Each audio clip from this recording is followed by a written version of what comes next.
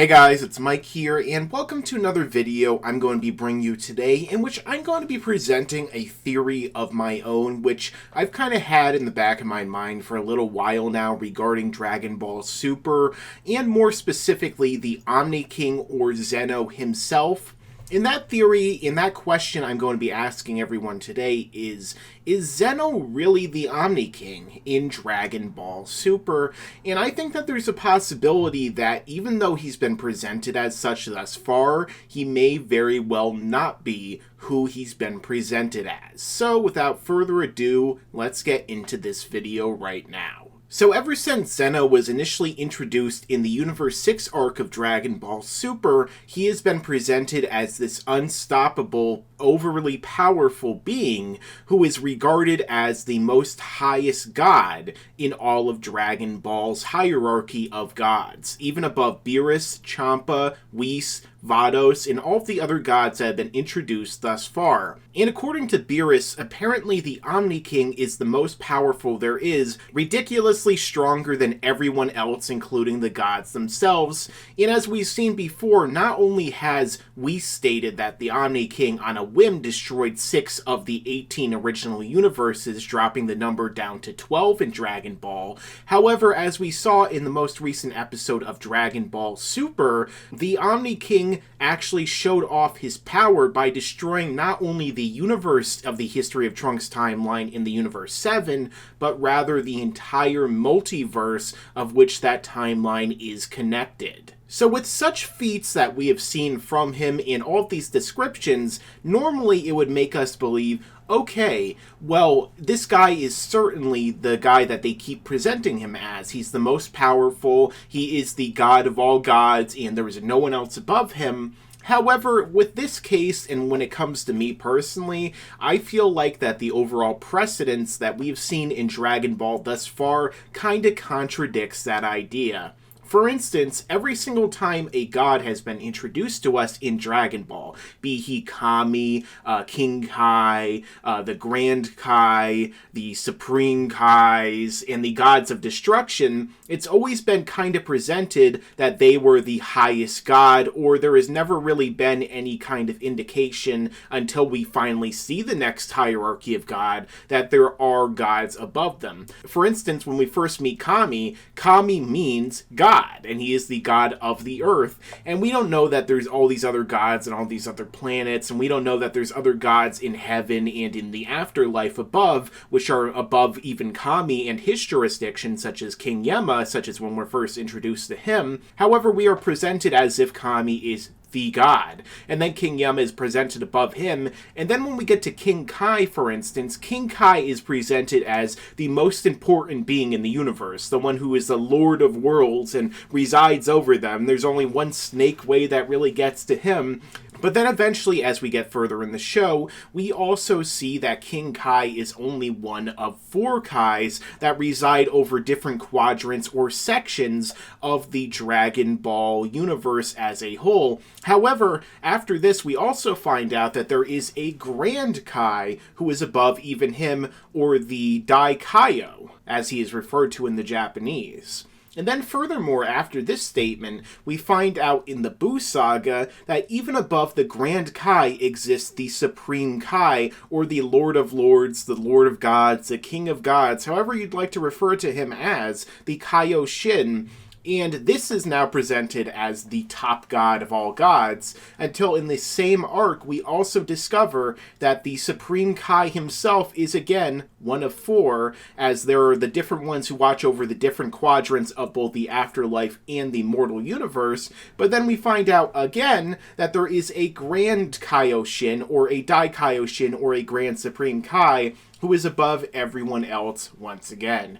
And so thus we then get to Dragon Ball Super. Okay, that was the hierarchy. Those are all the gods that we've seen, that we're going to see. That is until we again see another god, and that is the god of destruction, Lord Beerus. And then we find out that apparently not only is there one of these gods in our universe, in the Universe 7, the main timeline in the main universe, but rather there are gods in each of the universes. And then then we are introduced to Champa, but then again, we are introduced to the Omni-King. So every time that we get introduced to these gods in this franchise, they are always suddenly surpassed in another arc by another hierarchy of God, as Toriyama seems to like to continuously push forward all of these new gods and all of these new higher levels because of the escalation and the ideas that go into Dragon Ball, the franchise itself, in which everything is always about getting to the next level, surpassing your limits. So it's entirely possible, as I see it, that this precedence is once again going to line up with what we're seeing with the Omni-King, and rather he is not the actual Omni-King, or he is not rather the king of every single thing in all of the different realities and existences and dimensions and timelines, but he is rather one of multiple. And as we know, in the most recent episode of Dragon Ball Super, episode 67, we saw that the Omni-King is not only one being who is beyond multiverses and megaverses in all realities. There is not only one Omni-King. However, it appears that there are multiple Omni-Kings or multiple Zenos who exist in each separate timeline, as each separate timeline is itself, in and of itself, a multiverse, a collection of all of the 12 universes combined as a separate reality, and thus, you can combine two multiverses to make a megaverse. Well, if you look at Marvel or DC, for example, the god of all gods, say, the one above all, the overmonitor, the source, or the presence, there is only one of them, there is only one of these beings because it is like the Abrahamic god, essentially. But in Dragon Ball, we don't know if this is really a reality. I mean, we've seen kind of allusions to Christianity and angels and such of that, but unless Toriyama himself is literally the god from what he described, I don't really know if there is necessarily one, but the fact that we see multiple Zenos, and then they both come together and are hanging out as friends, kind of to me also implies that perhaps this is not truly the highest god, and perhaps there is yet another hierarchy, another tier we haven't seen, perhaps a god who resides above all of the multiverses and megaverses and realities in existence. So Zeno is the head of each and every timeline. However, there is another god yet above him, perhaps a grand Omni-King, for example. Now, the way that we actually can see Zeno too, if you look at him, it seems really peculiar the way that he is portrayed. For instance, Zeno seems incredibly childlike. He's very akin to Majin Buu, and also, whenever we hear him speak, oftentimes he is unaware of many things. Now, when we think of a god or a single deity, a capital G-O-D, we tend to think of someone who is omniscient, omnipotent, omnipresent, transcendent, and pretty much epitomizing all that is the infinity in every single regard.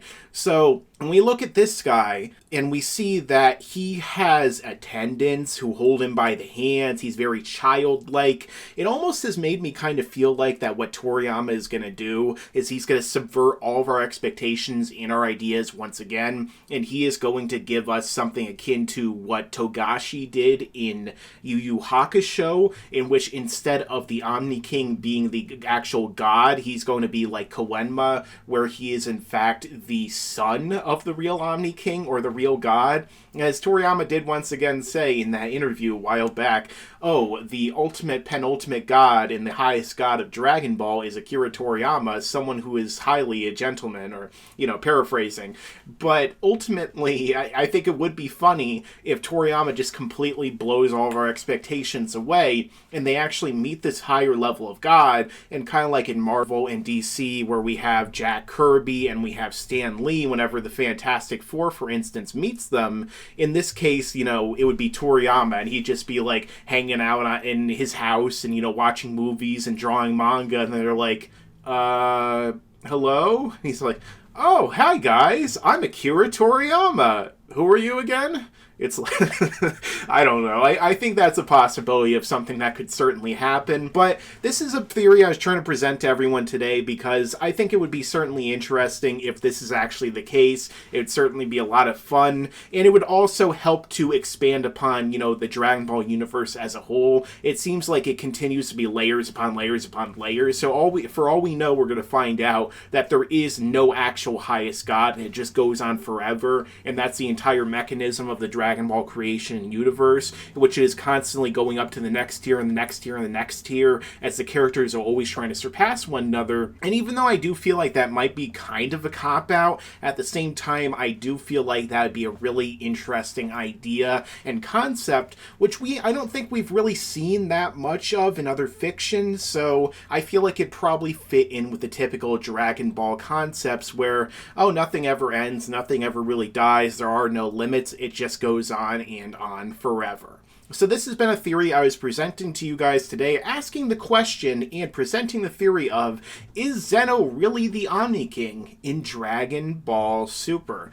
Let me know your own thoughts down below in the comments section if you think he really is the Omni-King. Who do you have an idea for as to who might be the real Omni-King? If not, I mean, for all we know, we're going to find out that Beerus is actually the Omni-King, and that's why Goku and Vegeta and everyone else can't surpass him, and he's always presented as being so powerful and could beat anyone instantly with Hakai, because he's literally omnipotent and he could do anything he wants. So he just set up Zeno as basically his own version of Monaka, but for gods, and all the other gods are either confused or they're just buying into it because Beerus can wipe them out in an instant. Who really knows? But let me know your own thoughts down below, and if you have yet to subscribe to my channel, I would encourage you to do so, because I make content not only about Dragon Ball, but about movies, about Star Wars. I do Q&As. I do a lot of content that I'm, continually rolling out along with new series. So if you drop a like on this video, it'll really help support the channel, as well as subscribing so you can see all my content when it comes out right away. So as I always say, stick around, because there's a lot more to come